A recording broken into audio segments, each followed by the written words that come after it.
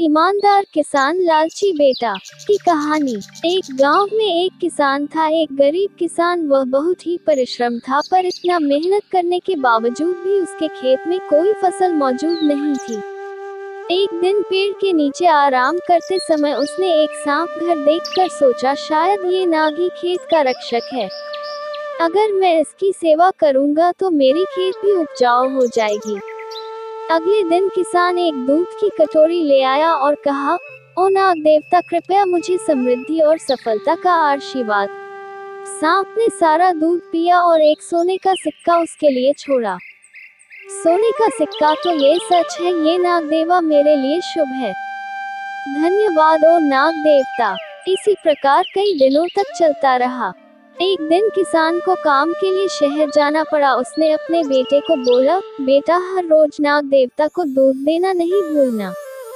किसान के निकलने के बाद बेटा सांप को दूध देने लगा तो सांप ने रोज की तरह एक सोने का सिक्का दिया।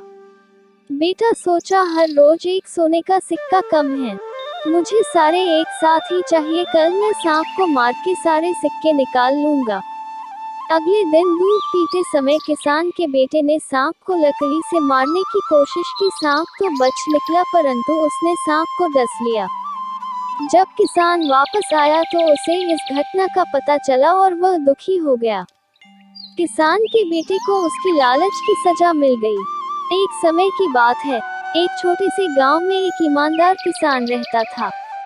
वो अपनी जमीनों में मेहनत से काम करता था और अपने परिवार की जरूरतों को पूरा करता था। उसके पास एक बेटा भी था, जो लालची और स्वार्थी था। बेटा सिर्फ धन और संपत्ति की चिंता में रहता था और खुद के लाभ के लिए अपने पिता को भी दुर्भाग्यपूर्ण बनाने के लिए तैयार था। एक दिन किसान ने अपनी जमीन में सोने का खजाना खोजा। खजाना मिलने के बाद उसने सोचा कि इसे किसी तीसरे व्यक्ति को सुरक्षित रखना बेहतर होगा। लेकिन बेटे ने ये सब सुन लिया और उसने अपने पिता को धोखा देकर खजाना अपने पास रख लिया।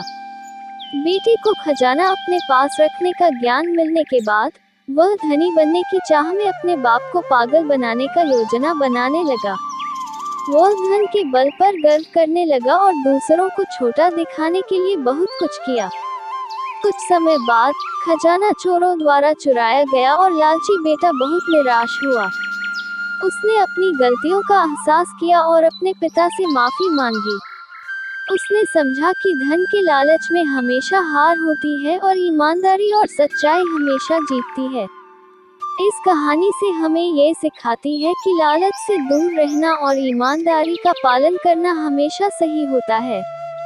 धन और संपत्ति आपके जीवन में महत्वपूर्ण है, लेकिन उनका उपयोग सही तरीके से करना आपके आदर्शों और मूल्यों के प्रतीक होना चाहिए।